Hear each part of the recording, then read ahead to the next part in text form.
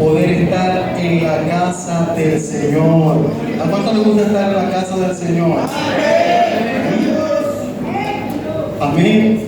Mire, recientemente desarrollábamos unos temas bien preciosos sobre una serie que está relacionada con nuestro aniversario número 43, ¿verdad que sí?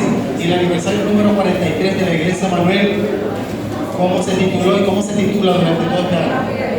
Jehová nunca pierde. Yo siempre lo voy a repetir, hermano, porque hay gente que a veces se le olvida. ¿Cómo así, pastor? Sí, hermano, hay gente que se le olvida. ¿Cómo sé yo que a una persona se le olvida que Jehová nunca pierde? Cuando la veo desesperada, cuando la veo colapsada, cuando la veo derribada, cuando se acerca a mí directa o indirectamente para hacerme saber las circunstancias que está atravesando. Y con esto no estoy diciendo que sea de hierro y que no sienta nada, porque somos seres humanos, hermanos, somos vulnerables y en algún momento vamos a esa fragilidad nos va a rodear de una u otra forma. Pero por eso estamos trayendo este ciclo de enseñanzas que lleva por título Jehová nunca pierde. La primera enseñanza que dábamos sobre Jehová nunca pierde llevó por título esa serie, ese capítulo 1, si pudiéramos llamarlo así, se llamó Caos en la casa, ¿se acuerdan? Pero después dimos otra, y la otra se tituló Jehová nunca pierde, capítulo 2, una victoria colectiva, ¿ok? Y aquellos que leen y están activos con las redes sociales, nosotros anoche, bien tarde de la noche, hicimos la publicación del flyer a través del cual invitamos a los hermanos para que nos acompañen. Y hoy vamos a hablar de Jehová nunca pierde, pero alguien que me diga cuál va a ser el capítulo 3, ¿cómo se llama el capítulo 3? En busca de la fuente correcta. Repita conmigo, en busca de la fuente correcta. Amén, amén, amén. Me gusta eso, hermano. Mire, vamos a hablar de este tema. Yo quiero que hoy presta atención porque hoy vamos a aprender muchísimas cosas que el Señor nos va a entregar como herramientas. Amén. Y sabe, era para usted, no para el que no vino. Era para usted que está en este lugar, para que usted pueda recibir esta palabra, pueda ser confrontado con la misma, pueda ser consolado, pero pueda también ser exhortado a través de la palabra, porque esa es la intención. Amén, que la palabra pueda alinear nuestras vidas, que la palabra pueda traer luz y revelación ante algo que usted antes no podía entender o no podía comprender. Mire, cuando pasamos por la etapa del bachillerato o llegamos a la universidad, aquellos que tuvimos la oportunidad de hacerlo y nos conseguimos con una materia bien difícil como matemáticas, por decirle algo, o cálculos, álgebra, aquellos que estudiamos una carrera de ingeniería, ¿sabe qué acontecía? Había materias, escucho muchas personas hablando. Miren, había personas que cuando nos veíamos en la primera clase con un tema bien difícil, en cuanto al número se refería, entrábamos en colapso y más de uno dudábamos si habíamos tomado la carrera correcta o no la habíamos tomado, porque no entendíamos, pero ni un poquito. No sabes cuánto le llegó a pasar esto. Ahora, tú no entendías, no había manera que te entrara. Y cada vez que ibas a llegar a una clase con ese profesor, era una pesadilla para ti, porque adicional a eso, quizás ese profesor tenía un lenguaje corporal que no lo ayudaba. Quizás era muy rígido, era muy serio, era muy fuerte. Y no había manera a través de la cual tú con humildad levantaras tu manito para preguntarle y decirle, tengo duda, no entiendo lo que está pasando. Y cuando venga la prueba a mi vida, voy a salir reprobado.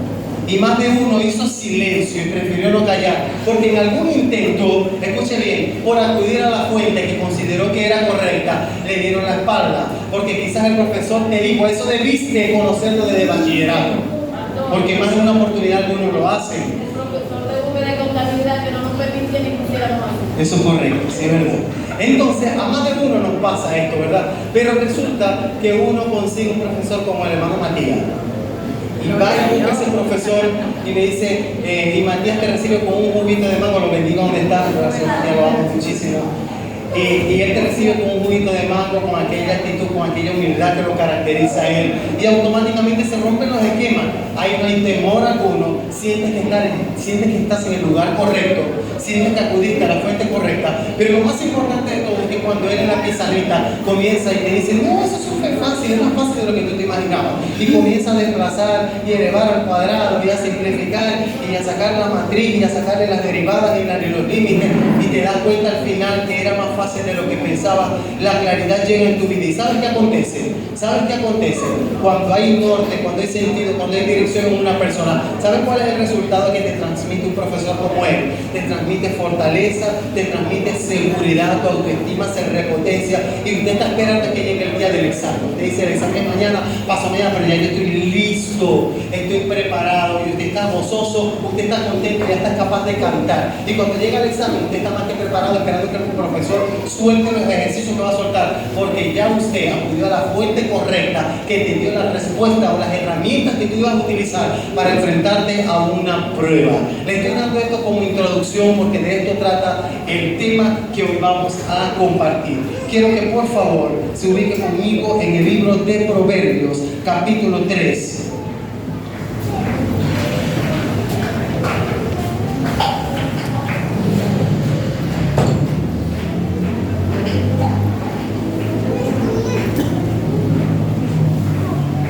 Proverbios capítulo 3, y vamos a leer solamente 2 versículos. Voy a leer la versión de Reina Valera y después voy a leer la versión favorita mía, que me imagino que los que me conocen deben saber, que es la TLA, traducción del lenguaje actual. La voy a leer las 2 versiones. Leo Reina Valera 1960 y lo hago en el nombre del Padre, del Hijo y del Espíritu Santo. Proverbios capítulo 3, versículos 5 y 6. Dice, fíjate de Jehová de todo tu corazón y no te apoyes de tu propia prudencia. Dice, reconócelo en todos tus caminos y Él enderezará tus veredas. ¿Lo conocemos o no lo conocemos? Muchísimo. Nos lo enseñaron hasta los niños en la escuela dominicana. Ahora vamos a leerlo en la versión de traducción en lenguaje actual. En la traducción en lenguaje actual dice, pon toda tu confianza en Dios y no en lo mucho que sabes. Toma en cuenta a Dios en todas tus acciones y Él te ayudará en todo. Lo voy a leer nuevamente. Dice, pon toda tu confianza en Dios y no en lo mucho que sabes. Toma en cuenta a Dios en todas tus acciones y Él te ayudará en todo. Padre Santo, Señor, añade en el nombre de Jesús sabiduría a mi boca para enseñar esta palabra en este corto tiempo que estoy acá con tu pueblo, Señor.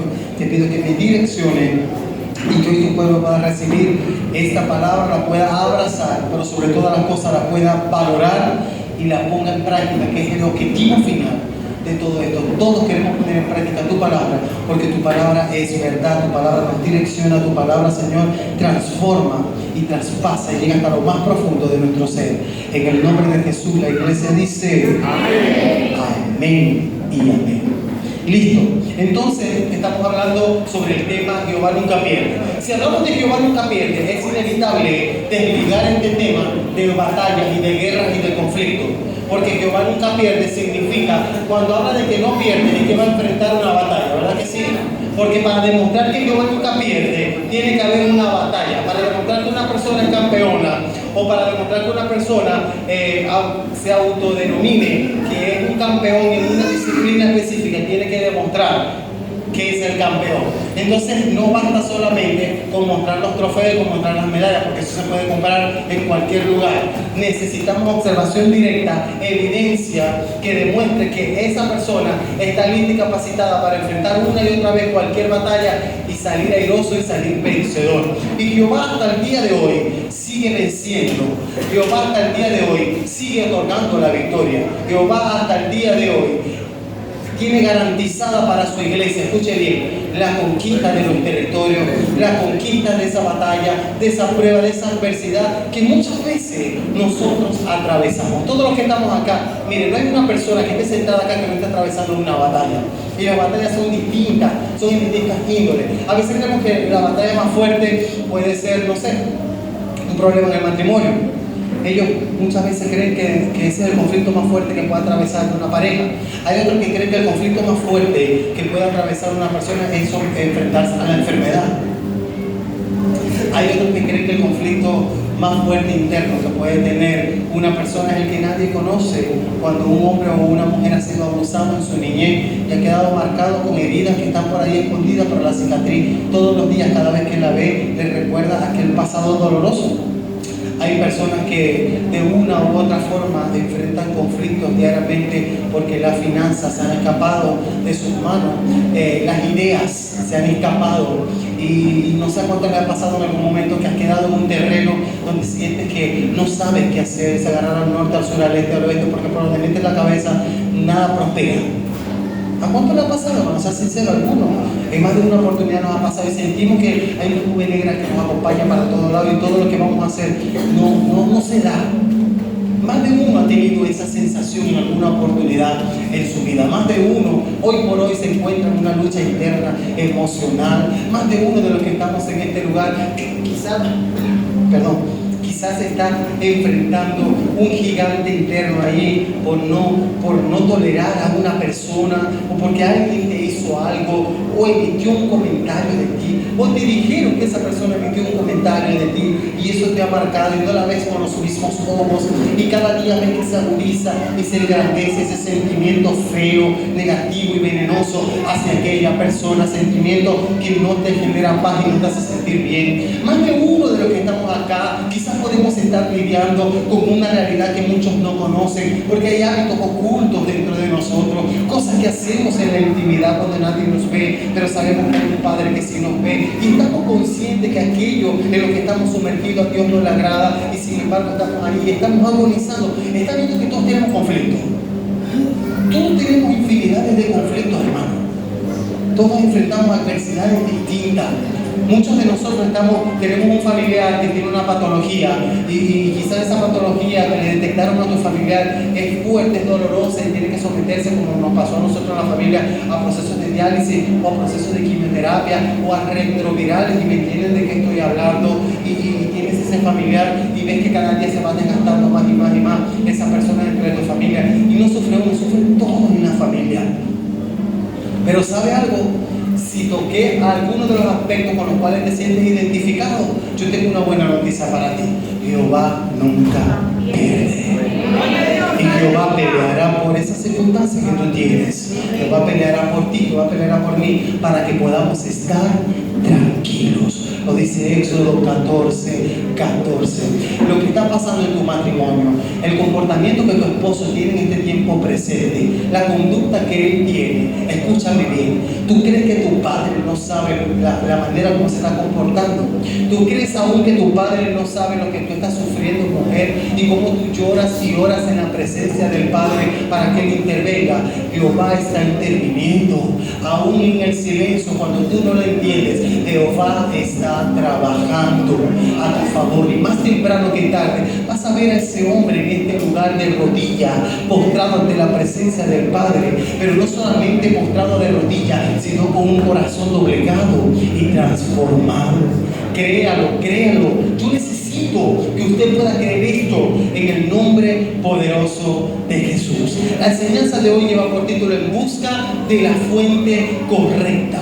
Ahora, si hablamos de buscar una fuente correcta, ¿a qué nos estamos refiriendo? Yo hacía experimento con el tema, y yo el día jueves, que creo que fue cuando Gaby me preguntó, me dijo: tío, voy a hacer un flyer y necesito que me digas cuál va a ser el título de la enseñanza del domingo. Y yo le pasé el título de la enseñanza a Gaby, y después yo compartía. Gracias, hermano. Después yo compartía con mi compañero de trabajo y yo les preguntaba a ellos, yo les decía: ¿qué se les viene a ustedes a la mente, muchachos? Claro, ellos no entienden nada de esto de la serie de Jehová nunca pierde. Yo les decía: ¿qué entienden ustedes? ¿Qué se les viene a la mente sobre En busca de la fuente correcta? Y cada uno me habló un poquito distorsionado, y no son cristianos, no entendieron quizás lo que yo estaba queriendo decir. Una de las muchachas que tuvo un poquitico tibia me dijo: yo creo que tú estás hablando de la mujer esa samaritana. Lo relacionó con el esposo, con la mujer samaritana. Y no era precisamente de eso a lo que alude este título, de En busca de la fuente correcta. ¿Sabe algo? Para hablar de lo que es una fuente correcta, es indispensable para mí mencionarle algo que siempre le he enseñado al pueblo, lo comparto con mi esposa, y mis amigos más cercanos lo saben. porque se lo he hecho saber. Algo, hermano, con lo que nunca voy a estar de acuerdo y nunca voy a aplaudir en una persona, porque no es admirable para mí eso en una persona, que sea como el tambo que arrebata el viento o que sea como las olas del mar. ¿Qué significa eso? No solamente porque es inconstante en todos sus caminos, sino que son personas tipo loritos o loritos que repiten todo lo que escuchan. ¿Se ha conseguido alguna vez alguna persona que repite y afirma algo que simplemente leyó por el Facebook en un muro? Se ha conseguido con una persona que viene y me dice, vamos a prepararnos porque lo que viene mañana es fuertísimo. Ya lo acaban de decir. Un maremoto se va a levantar en el lago de Maracaibo y viene a eso de las 3 de la tarde por nosotros. Así que prepara. Hay gente, hermano, que lo ha hecho. Hay personas que llegan y te dicen y emiten un juicio de valor sobre una figura pública, un artista, un cantante, un qué sé yo, y vienen y dicen, ¿supiste la última de X cantante o Y cantante que se pasó de un lado, ahora está del otro lado, se pasó por otro? Y te lo firman con aquella astucia y con aquella seguridad. ¿Y sabes qué es vergonzoso? Que lo haga un hijo de Dios. Eso yo se lo puedo entender a un inconverso, pero un hijo de Dios que no acude a la fuente correcta para hacer una afirmación está pecando y va a rendir cuenta al Padre por cada comentario que tú hagas, aun cuando no estuviste presente, aunque hubieses estado presente y eres testigo ocular de lo que pudo haber acontecido. Un hijo de Dios dobla la rodilla ahora y no divulga. Acudir a la fuente correcta es que a mí me llegue un hermano y me diga, pastor, usted debería sentar a la pastora Milda. La pastora, porque mi esposa es mi otra mitad, debería sentarla, pastor, porque es que resulta que acontece que hace 2 días yo la vi, o me dijeron que la vieron montada en un autobús y iba a agarrar la mano con otro hombre, y no era usted. ¿Qué cree usted que debería hacer yo como pastor? Agarrar y sentarla. Primero, eso a mí no me haría por el silla, porque yo sé quién es mi esposa. Pero en todo caso, yo llamaría a mi esposa y le digo, amor, me hicieron saber, así libro mi responsabilidad, me hicieron saber que aparentemente, los que me conocen saben que yo hago así. Yo nunca firmo algo, y menos si viene de la boca de otra persona. No meta las manos por nadie en el fuego porque se le pueden achichar. ¿Ok? Aprenda esto. Aprenda a acudir a la fuente correcta cuando usted necesite una respuesta. Y es por eso que hoy he decidido traer este tema y lo voy a relacionar directamente con 2 batallas importantísimas dentro del ejército de Dios, dentro del cuerpo de Israel. Y ahorita voy a hablar de eso, pero quiero que entiendan por qué esta enseñanza lleva por título En busca de la fuente correcta. La palabra me enseña 2 personajes icónicos en la escritura, 2 de los reyes más influyentes en la historia de Israel. ¿Quiénes fueron? A ver, la gente que lee Biblia. Saúl y David. Hay muchos más, Salomón también fue influyente. Pero vamos a hablar de Saúl y vamos a hablar de David. 2 figuras totalmente opuestas, ¿verdad que sí? ¿Cuántos han escuchado de Saúl y de David? ¿Quién llegó primero al reinado? Saúl. Estamos claros en eso, ¿verdad que sí? Saúl llega al reinado y sabemos a través de la historia lo que pasó. Había un muchachito por allá, escondido, cuidando ovejitas. ¿Cómo se llamaba ese muchacho? David un día fue a llevarle la vianda a su hermano porque Saúl como rey se iba a enfrentar a una de las tantas batallas. ¿Contra quién? Contra los filisteos. Repita conmigo, filisteos. Porque estamos estudiando aquí palabras, ¿verdad? Y hoy vamos a hablar de 1 de Samuel capítulo 27, 28, 29 y 30. Y dice la escritura, la palabra nos enseña que efectivamente el pueblo de Israel estaba escondido, estaban atemorizados, y los hermanos de David, que formaban parte del ejército, estaban asustados o estaban dispuestos a pelear contra Goliat. Estaban asustados también. David llega con las viandas, con las arepitas para sus hermanos, y cuando llega con las arepitas para sus hermanos, que está entregando a cada uno su arepa, él está escuchando los gritos de aquel que se está burlando, y no solamente eso, está observando la conducta del ejército, y la conducta del ejército era esconderse cuando Goliat hablaba. Y yo, pero ¿quién es ese pedazo de gordo que estoy viendo ahí que está hablando, que hace ruido? ¿Quién es? Ese es Goliat, le dice uno de sus hermanos. Ese es Goliat. Vete para la casa y quédate quieto. Ya va. ¿Qué le van a dar al que besa al Goliat ese? Y bueno, se le dijo lo que le iban a dar, eso usted lo sabe muy bien, ¿verdad que sí? David enfrentó a Goliat y lo venció. Voy a hacer la historia más corta. Lo venció y después que David vence a Goliat, quedaron todos atónitos. Desde Saúl hasta el más poderoso no pudieron creer que el niñito había vencido a Goliat y que le había arrancado la cabeza. Y entonces comienza a David a hacerse popular en Israel. ¿Y qué decían de David? Le sacaron un cántico, como el cántico de Moisés. A David le sacaron un cántico, pero en el cántico también mencionaban a Saúl. Y el cántico decía como que Saúl mató a 1000, pero David a 10.000. No sé si era el reggaetón, no sé qué estilo lo habían hecho, pero lo importante es que sacaron una melodía. Y esta melodía, yo me imagino que cuando David la escuchaba, no me imagino a un David enardecido y diciendo que soy el poderoso, porque es que la palabra David nunca aparece con esa característica de altivez. Pero sí me encuentro a un Saúl que le afectaba cuando escuchaba que decían que él había matado a 1000 en la guerra, pero que David mataba a 10.000, porque eso aludía a que David tenía más poder, más influencia y más alcance y más efectividad a la hora de una batalla.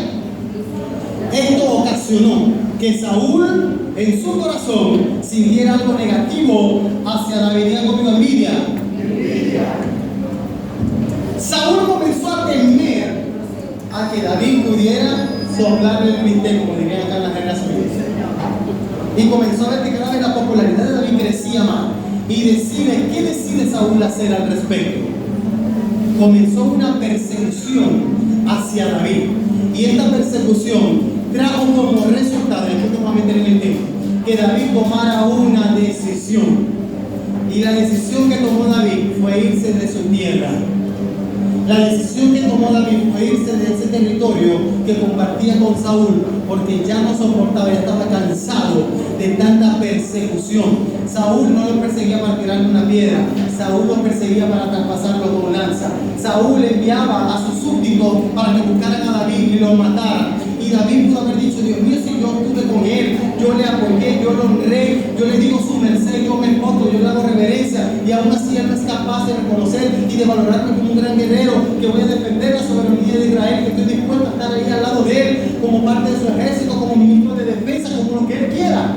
Pero Saúl no lo entendió de esta manera, y David toma la decisión, y David se va de su territorio, y se va a un territorio llamado Siclag. Escuche bien, este territorio llamado Siclag es un territorio que pertenecía en ese momento a tierras filisteas. Estaba bajo la jurisdicción y el gobierno, escúchame bien, del rey filisteo. Y David se va asombrosamente de su territorio al territorio donde están ¿quiénes? Los enemigos. Ahora David se va, pero como David tenía alcance, muchos quisieron seguir a David. Y aunque David ante los ojos de la persona no era el rey, escúchame bien, cuando tú portas la esencia de Dios, no hace falta que alguien te diga, tú eres esto, que te den un título, que te entreguen un púlpito, que te entreguen un micrófono. Cuando tú portas la esencia, cuando tú eres sellado, cuando tú tienes una habilitación o una asignación divina de parte del Padre, eso se sale por los poros. Y la mayor evidencia es que muchos comienzan a seguirte. Y para nosotros tenemos que hacer una mujer contigo, porque saben que tú eres el hombre, que eres la mujer que porta la presencia del Padre, que tiene ese amor distinto, que es totalmente celestial. Y David lo tenía, y por eso 600 hombres decidieron irse con David. Estos 600 hombres que se fueron con David tenían sus esposas y tenían sus hijos. Yo prediqué algo en relación a eso, ¿verdad que sí? Se van a aquel territorio de Siclag. Y estando en el territorio de Siclag, dice la palabra que David duró aproximadamente 1 año y 4 meses, o sea, 16 meses duró el territorio de Siclag. Y David, estando en el territorio de Siclag, le tocó enfrentar a los enemigos para defender la soberanía de los filisteos. Escuche bien, el rey que gobernaba en aquel entonces, sus ojos se llenaron de gracia hacia David, y David rápidamente alcanzó confiabilidad delante de aquel hombre. Alcanzó tanta confiabilidad que llegó un momento en el que le tocaba a los filisteos nuevamente ir a tomar el territorio de Israel, a tomar el territorio de Judá. Y le dice el rey a David, tú te vas conmigo, y los 600 que están contigo se van conmigo. Que aprieto en el que David se iba a meter. Y David en ningún momento dijo que no. Yo me imagino que en su corazón él sabía lo que iba a hacer, pero él con todo esto, él dijo, su merced, aquí estoy dispuesto para donde usted quiera llevarme. Le dijo, bueno, sal con los 600 y acompáñame, que nos vamos a la capital de Filistea. Vámonos allá a la ciudad, y allá vamos a armar todo el ejército, vamos a armar toda la artillería, la estrategia con la cual vamos a llegar y vamos a penetrar a Israel. David se va con ellos, y dice aproximadamente duró el recorrido como 3 días para poder llegar a la capital. Y cuando estaban en ese lugar, cuando estaban todos juntos armando la artillería, los que iban a ir a la defensa, detrás de aquel rey venía David con sus 600. Pero los filisteos comenzaron a observar, ya va, uno de los filisteos dirá, vaya va, ¿quién es ese catirito que estoy viendo ahí? Ya va. Por mucho casco que tenga, por mucha armadura que tenga, yo soy capaz de identificarlo. Ese es distinto a nosotros, ese no habla como nosotros. Y dice uno de ellos, ese no es el mismo del que decían allá en Israel que Saúl mató a 1000, pero que él había matado a 10,000. Le dijeron esto al rey, y aquel rey dice, ciertamente él es, pero él me ha demostrado ser honorable y ser leal, y por eso lo traje, porque él nos va a ayudar a defendernos del mismo ejército de Israel. ¿Y sabe qué le dijeron los filisteos? No estamos de acuerdo. No queremos que él vaya con sus 600 hombres, porque cuando entremos en la batalla, que nos estemos cayendo a piña y nos estemos traspasando uno con otro con las espadas, él se va a voltear, se va a saltar la talaquera y nos va a atacar a nosotros mismos. Y eso fue lo que comenzaron a aludir los filisteos y le dijeron, por mucho que tú quieras meter las manos al fuego por él, nosotros no, y te pedimos por favor que nos saquen, nos desalojen de este lugar, porque no queremos que vaya con nosotros a la guerra. David al escuchar aquello, hay eruditos y teólogos que mencionan y relacionan el Salmo 34 con la experiencia que aconteció ahí. ¿Y qué aconteció en ese momento? El rey le dijo a David, perdóname, sé que eres una persona honorable, pero no puedes ir conmigo a la guerra. No están de acuerdo, no quieren que vaya conmigo a la guerra. No les dio mayor detalle, les digo, devuélvete a tu territorio al que yo te asigné, devuélvete a Siclag. Y cuando David se va a Siclag, que yo lo prediqué en estos días, ¿verdad que sí? Cuando David se va a Siclag con los 600 hombres, ¿qué observa que pasó en Siclag? Al llegar a Siclag había sido sitiada por los enemigos, por los amalecitas, que eran otros enemigos. Llegaron los amalecitas, devastaron toda la ciudad, la quemaron y se llevaron secuestradas a las mujeres y a los hijos. O sea, de todos estos 600 hombres, incluido David. Y sabemos a través de la historia lo que pasó, porque ya el pastor Edwin predicó de eso. Pero aquí voy como a acudir a una fuente correcta. Voy a ir primero hacia lo positivo y después de lo negativo. ¿Cuál fue la actitud que tomó David, que tomaron los 600 hombres? ¿Qué dice la Escritura? La Escritura dice que ellos cayeron de rodillas y comenzaron a lamentarse y a llorar hasta que ya no les quedó aliento. ¿Usted sabe que llorar hasta no quedar aliento? Yo sé lo que es eso, ¿no? Llorar hasta que ya perdiste la voz. Yo me imagino que esos hombres ya han perdido la voz de tanto que lloraron. Porque ¿saben por qué lloraban ellos? No lloraron solamente por la vergüenza de sentirse derrotados.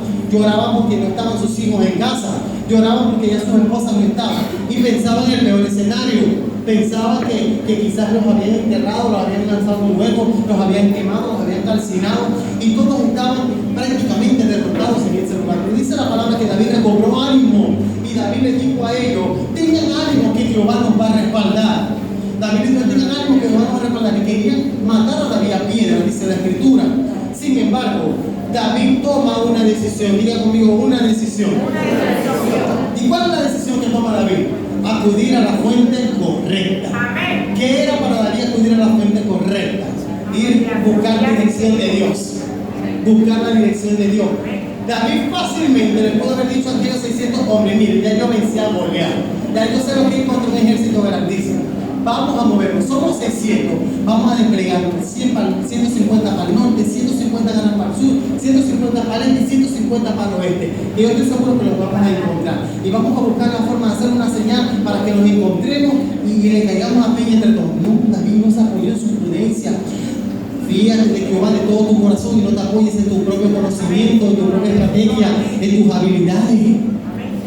Reconócelo en todo tu camino y Él enderezará tu senda. Enderezará tu senda significa que te va a dar dirección y te va a indicar cuál es el camino por el cual tú debes andar. David se había enfrentado a un golpe dolorosísimo porque era un golpe familiar, como muchos golpes familiares que tú has sufrido en tu matrimonio, por la pérdida de un hijo, porque se escapó de tus manos, porque estás haciendo lo incorrecto y eso te tiene sufriendo. David también lloró como tú has llorado todas las noches. David también perdió la voz como quizás tú has sentido que la has perdido. David quizás perdió su fuerza como muchas veces tú has sentido que la perdiste.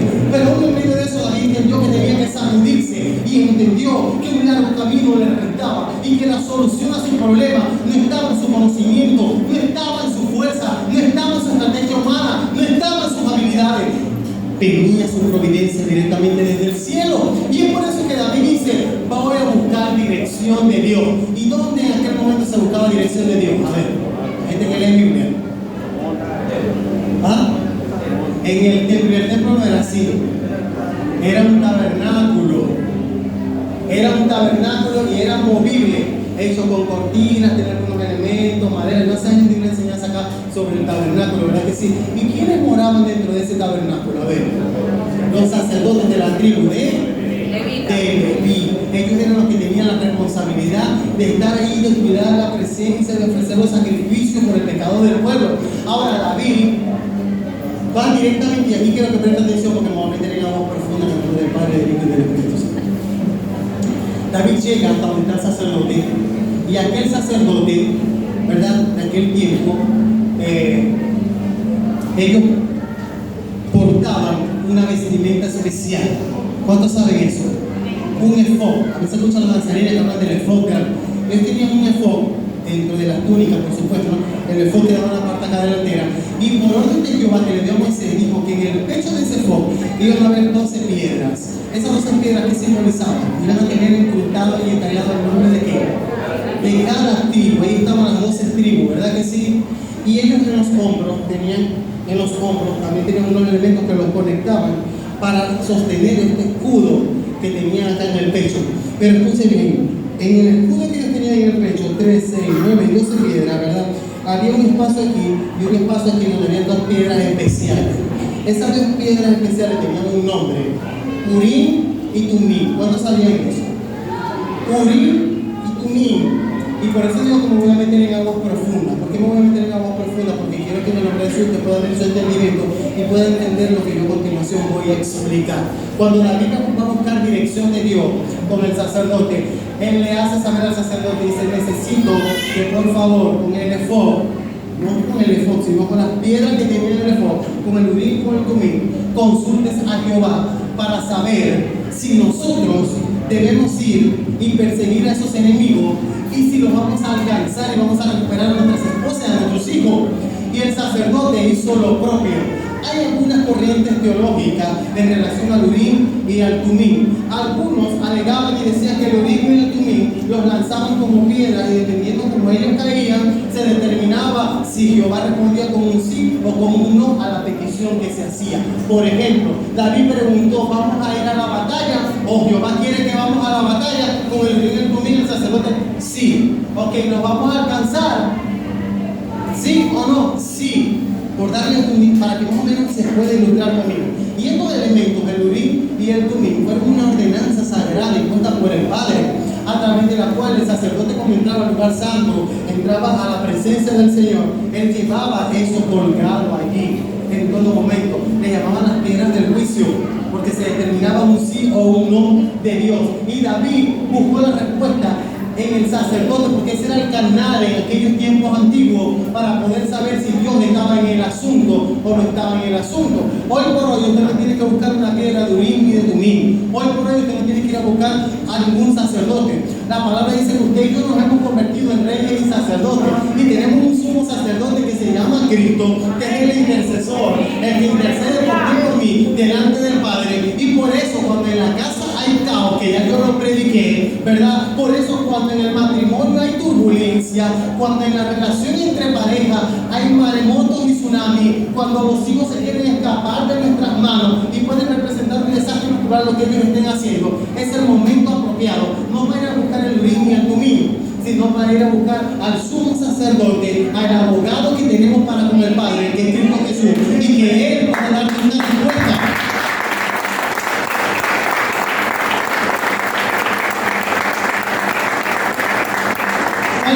Correcto, entonces en este tiempo presente, no me va a decir que lo ven el domingo.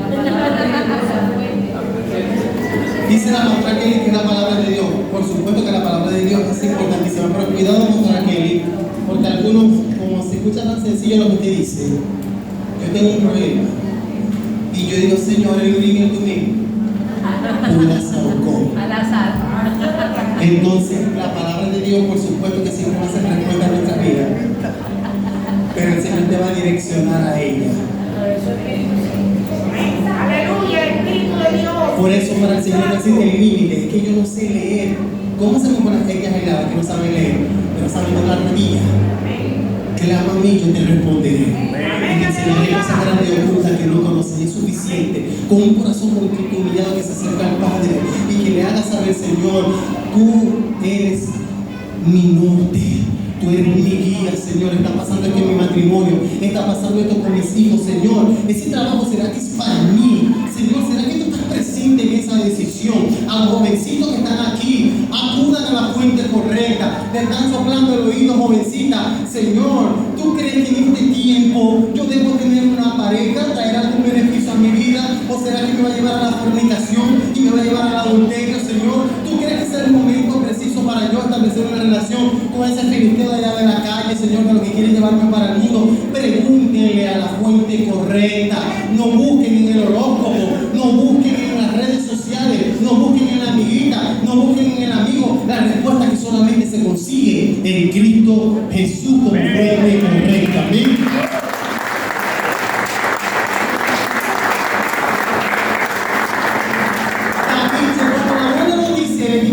Ya Jehová respondió y Jehová dijo que lo busquemos, que busquemos a nuestras esposas y nuestros hijos porque los vamos a encontrar. Y no solamente eso, dijo David, los vamos a alcanzar y los vamos a traer de vuelta y los vamos a traer un botín, porque el Señor nos va a dar una recompensa por aquellos incircuncisos que quisieron venir a tocar a nuestro. ¿Y pasó o no pasó? Yo prediqué eso. Claro que pasó. El Señor nos otorgó la victoria. ¿Pero por qué aconteció eso? Porque había dirección. Y cuando hay dirección, hermano, los tiempos se acortan. Los tiempos se acortan. Y a veces es necesario que los tiempos sean más cortos. Mire, hermano, ¿cuántos han tenido la oportunidad de viajar en avión? ¿Alguna persona que ha viajado en avión? Viajar en avión y cuando te toca hacer un vuelo internacional, aquí todo no va a pasar. Y te dicen que te ofrecen, tú vas a comprar el boleto. Y cuando vas a comprar el boleto, te dan dos opciones. Y entre las dos opciones que te dan una opción de un vuelo directo. Y cuando tú observas el vuelo directo, tú te das cuenta, tú dices, no sé, por darte un ejemplo, tú quieres ir a los Estados Unidos y tú quieres ir al estado de Florida, a Miami, y tú sales desde acá y con un vuelo directo te pueden decir, no sé, son 2 horas y tanto, 3 horas, te pueden decir que va a tardar tu vuelo. Y tú, bueno, mi cuerpo puede aguantar, soportar eso. Pero entonces el que está a tu lado dice, no, a mí no me alcanza para comprar ese boleto porque el vuelo directo es más costoso. Yo voy a comprar uno con escala. Voy a comprar uno que va a ser escala. Entonces, cuando tú compras el boleto con escala, cuando vas a ver, puede durar hasta 20 horas para llegar al destino. 20 horas, pero si vamos para el mismo lugar, lo que pasa es que va a salir sale desde Maracaibo, Río Hacha, de Río Hacha a Bogotá, de Bogotá llega a Panamá y a veces va a Chile. Y después vuelve a subir y llega al destino final y son 20 horas. Usted dirá, ¿por qué el pastor nos está diciendo esto? Hermano, ¿sabe qué es fatigante? Bajarse de un aeropuerto a otro, eso es lo más terrible que puede existir. No hay nada como que usted se monte en un lugar y cuando usted haga así, aparte que no mucho, a mí no me gusta viajar mucho en avión, que cuando llegues al destino donde vas a llegar, puedas decir, gracias Señor, ya estoy aquí tan rápido. Estoy dando esto como ejemplo porque hay personas que están dando escalas y escalas en su vida.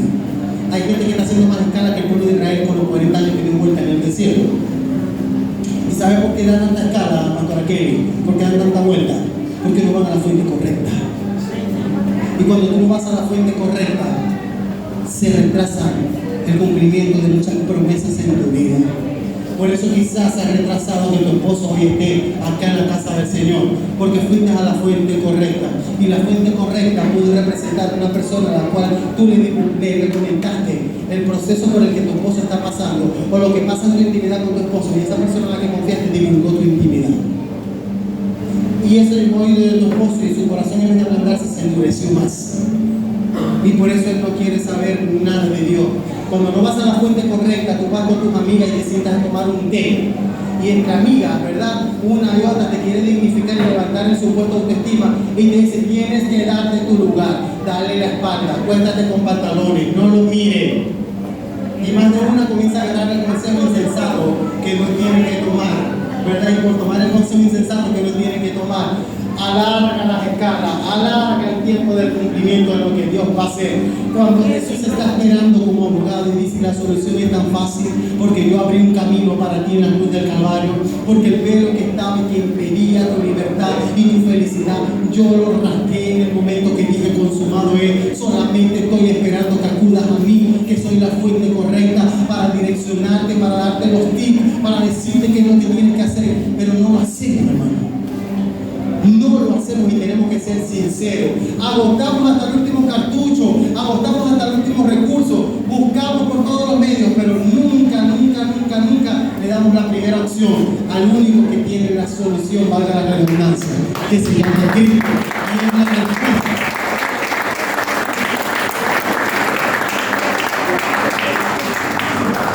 David es ejemplo de alguien que acude a la fuente correcta. Pero ahora voy a la contraposición de David. ¿Quién le ha puesto David?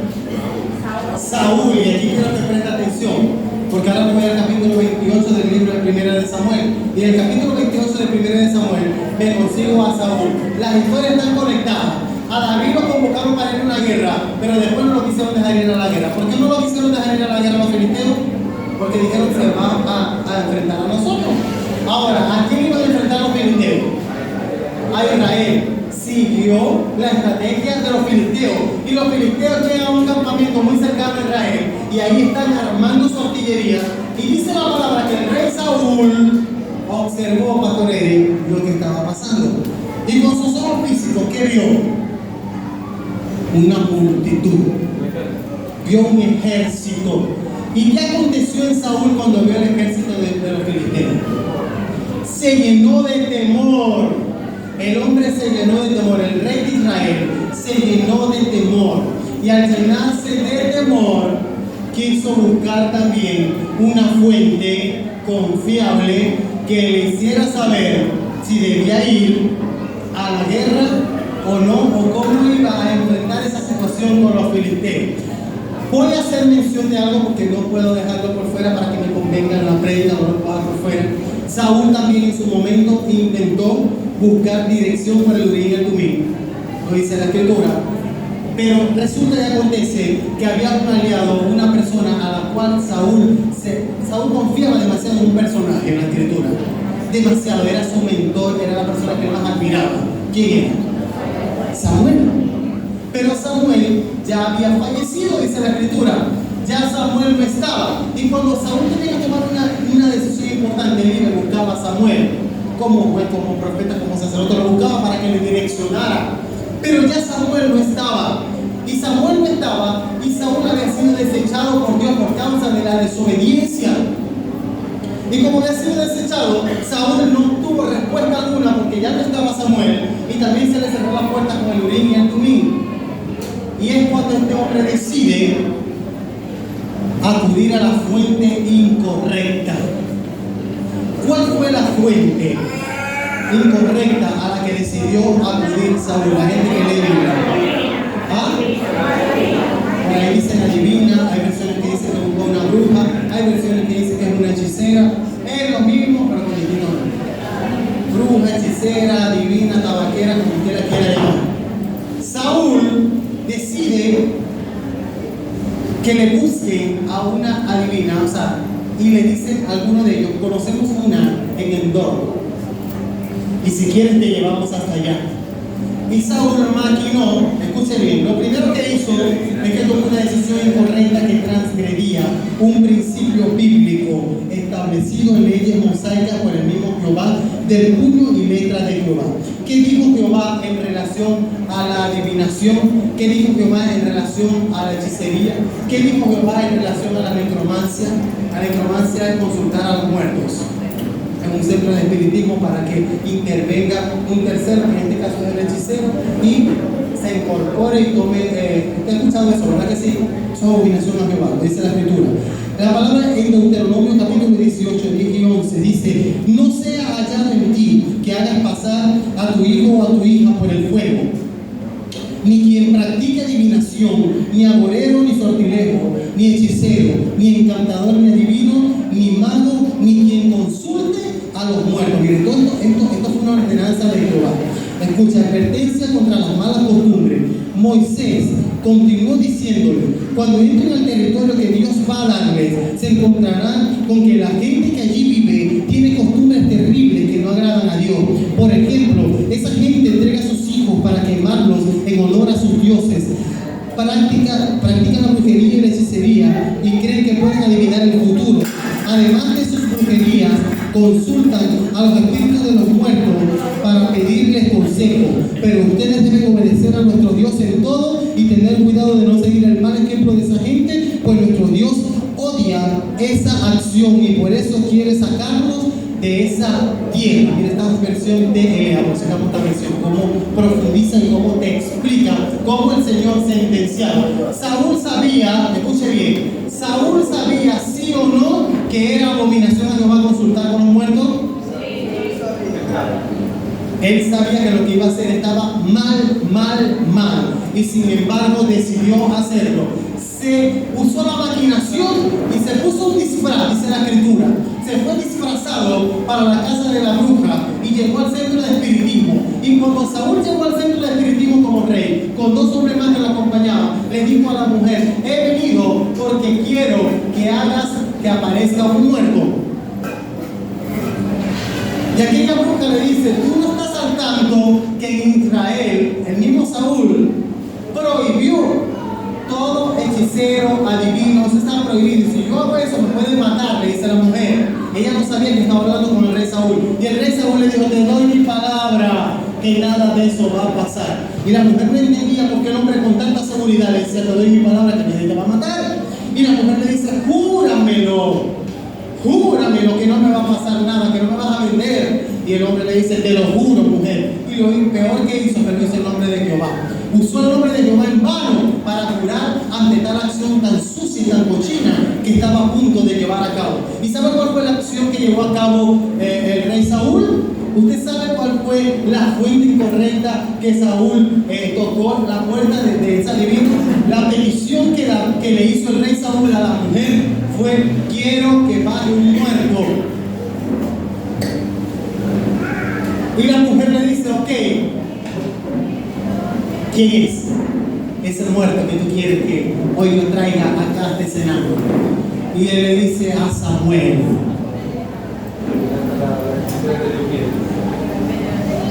Ella decidió hacer su práctica de necromancia y dice la escritura que desde abajo comienza a salir lo que ellos llaman que fue Samuel. Me voy a meter en algo más profundo y más peligroso. Aparece aquel personaje y la bruja comenzó a gritar de temor y de miedo. Y Saúl le decía a la bruja: ¿qué estás viendo? Que eso te da una respuesta. Saúl no estaba viendo lo que pasaba. La bruja veía quién estaba haciéndose presente, pero Saúl no podía ver, porque Saúl le preguntaba a la bruja y le decía: ¿qué estás viendo? ¿Por qué estás así? ¿Por qué estás tan desesperada? Y la bruja le dice: veo a un hombre, y le comienza a describir al hombre con la túnica que tenía, con su barba blanca, y Saúl comenzó a brincar de la alegría y Saúl dijo: ese es Samuel. Y la necromancia activa. Necromancia es consultar el espíritu del muerto. La necromancia activa en ese momento. ¿Y qué aconteció? El que apareció le dijo a Saúl: ¿por qué me perturbas? ¿O por qué perturbas mi descanso? Y Saúl le dice: porque vienen los filisteos en mi contra, son muchísimos y no sé qué hacer porque ya no te tengo a ti. Consulté con Urim, con Tumim y no hubo respuesta de parte de Dios para mí. Y por eso en mi desespero decidí consultarte y buscarte. Y aquel personaje espiritual responde a Saúl y le dice, le emite la sentencia, le dice: tú fuiste desechado y David tomará tu cetro y el día de mañana tú y tu casa perecerán. Terminó aquella experiencia sobrenatural, aquella experiencia paranormal, y Saúl quedó devastado. Dice la escritura que Saúl no quería comer, quedó sin fuerza, no quería comer, y la bruja le preparó comida a Saúl. Sacrificó un cordero que tenía la bruja, léalo para que se dé cuenta. y se lo preparó a Saúl. Ese hombre estaba reprobado por completo. Una postura tan distinta a la que tomó David. Sé que más de uno de ustedes estarán haciendo preguntas de lo que pasó ahí. ¿Qué fue lo que pasó ahí? ¿Sabe? Teológicamente hay dos corrientes al respecto por lo que aconteció ahí. Ahí veía dos teólogos rabinos, saber un documental de los rabinos, y ellos hablaban, uno daba su postura positiva y el otro la negación. Cada uno tenía su criterio. Y yo no me voy a meter en esa agua profunda, solamente voy a hablar de las dos vertientes que ellos manejaban. Uno de ellos dos decía que tenía peso y que pudo haber sido una excepción divina de parte de Dios. Estoy hablando de lo que dijo él, recuerden que yo voy a la fuente correcta. Ok, no vaya a decir que el pastor él dijo algo, estoy diciendo lo que yo escuché de un rabino, no lo digo yo.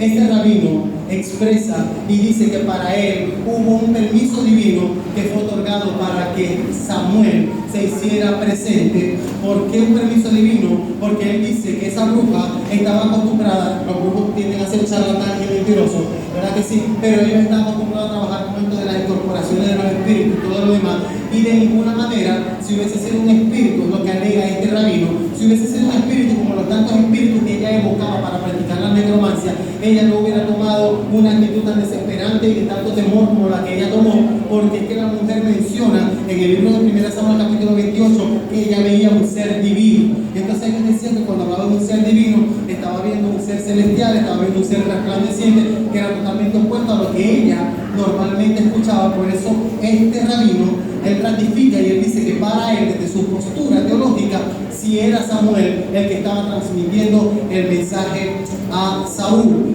y lo contrasta y lo sustenta en el hecho de que Jesús en su momento en la transfiguración tuvo a Moisés y a Elías presentes con permiso divino del cielo para una asignación específica. Esa es la postura de él, ¿ok? Pero el otro rabino no está de acuerdo, porque la palabra es clara y dice aquí lo que el pastor acaba de leer, ¿verdad? Que abominación a Jehová es la necromancia, y que de ninguna manera cuando Jehová hace algo lo va a torcer desde otra perspectiva. ¿Me entiende lo que le estoy diciendo? Entonces, otras corrientes teológicas dicen que sin duda alguna fue un espíritu de engaño que tomó la imagen como si fuese la de Samuel, porque el diablo es padre de mentira. De todas maneras, hermano, eso ya aconteció. Usted decide cuál de las dos posturas creer. Eso a mí no me va a detener para seguir enseñando lo que yo les quiero enseñar como iglesia. ¿Qué le quiero enseñar como iglesia, hermano? A librarse del error. ¿Sabe por qué? Porque cuando usted no acude a la fuente correcta, usted puede perecer. No caminar en la dirección que camina el Espíritu Santo es un peligro, porque hay caminos que al hombre le pueden parecer derecho, pero su fin es un camino de muerte garantizada.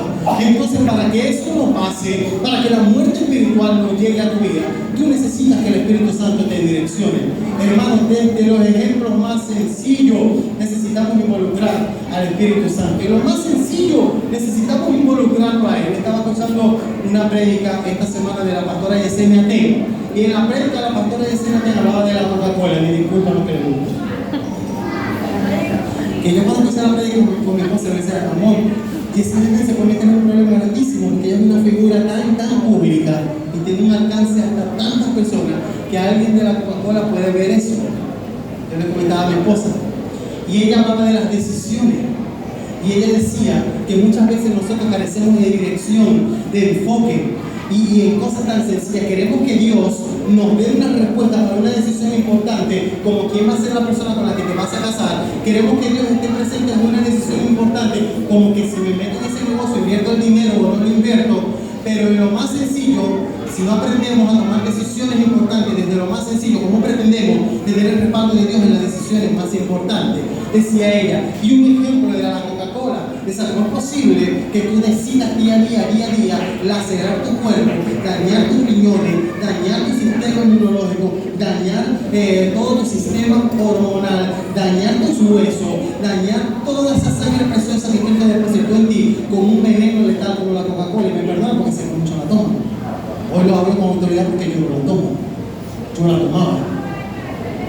¿Me entiendes? Entonces, hermano, acude a la fuente correcta, porque hasta lo que tú le metes a tu cuerpo es tu decisión. Y por lo que tú le metes a tu cuerpo, tú puedes llegar a un camino de muerte, ¿sabías? Y por lo que tú le metes a tu cuerpo, tú puedes acelerar que tú fallezcas en el plano terrenal y que no se cumpla el propósito que Dios tiene para ti. ¿Sabías eso? Por eso es importante acudir a la fuente correcta. La fuente correcta es Cristo. La fuente correcta es su palabra. Y en ella hay respuesta absolutamente para todo. Hasta para ser un buen administrador de la finanza. ¿Usted sabía esto? El apóstol Pablo dijo que nadie se lanza al mar o nadie toma una decisión hacia la ligera de hacer una inversión si primero no se sienta a estimar los costos. ¿Lo ha leído? Cuando usted vaya a tomar una decisión, invita al Espíritu Santo. Tome en cuenta los pros y los contras de aquello que tú vas a hacer. ¿A cuántas personas yo voy a dañar con la decisión que voy a tomar? ¿A cuántas personas yo voy a dañar por permitirle al deseo de mi carne una satisfacción? ¿Se lo ha preguntado?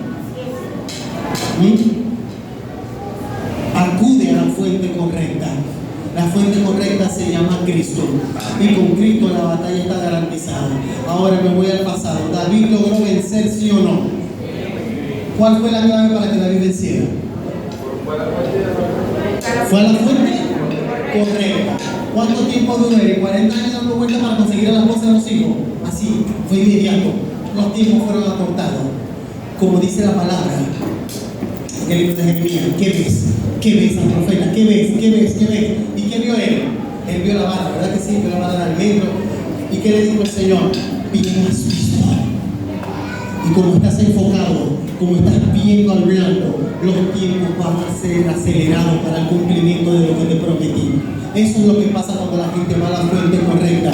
Pero cuando la gente quiere seguir teniendo una vida de desorden, cuando queremos seguir teniendo una vida que no agrada a Dios, cuando queremos seguir apoyándonos en nuestra propia prudencia, cuando queremos resolver nuestros problemas económicos buscando al prestamista, buscando al vecino, le presto al de la izquierda, al de la derecha, me queda mal del patio, y si tengo frente, al de frente también voy y le pido prestado, y después estoy en un caos, estoy en un colapso total y me convierto en un pinocho mentiroso, y tengo que ver a mis hijos que digan que yo no estoy. ¿Por qué te pasa eso? ¿Por qué te envuelves más y más y más y más y más y te sumerges más y más y más en una mentira? Porque no estás acudiendo a la fuente correcta. Porque el Señor, antes de buscar un prestamista, Él quiere que acudas a Él, porque Él es tu socorro, porque Él te dice: yo soy tu pastor y conmigo tienes la garantía de que no hay nada que te pueda faltar. Porque Él hoy quiere recordarte y quiere decirte: porque no he visto justo desamparado ni su descendencia que mendigue pan. Porque Él hoy quiere recordarte en medio de esa enfermedad, de ese síntoma que tiene. Él quiere recordarte que tu médico por excelencia es Cristo, y que lo que hizo el Cordero en la cruz del Calvario por ti, según Isaías 53, fue que fue despreciado, desechado de los hombres, varón de dolores, experimentado en quebranto, y como que escondimos de Él nuestro rostro, fue menospreciado, no le estimamos, pero más Él herido fue por nuestras rebeliones, fue molido por nuestro pecado, el castigo de nuestra paz fue sobre Él, y por su llama nosotros hemos sido curados. Entonces acude a la fuente correcta, corre a los brazos de Cristo, en Él está la solución a ese problema que hoy tienes. Ponte de pie un momento, por favor.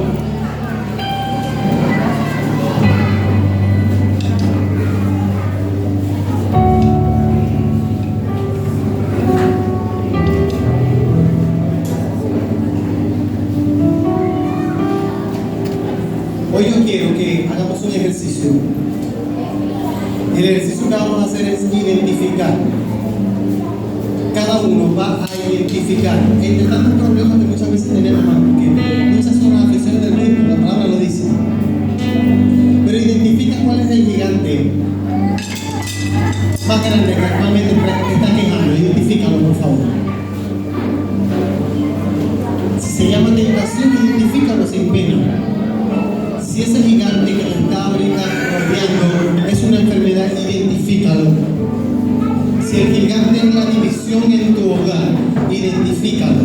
Si el gigante es la apatía espiritual y te sientes seco y sientes que la muerte espiritual te está persiguiendo, identifícalo en este momento, por favor.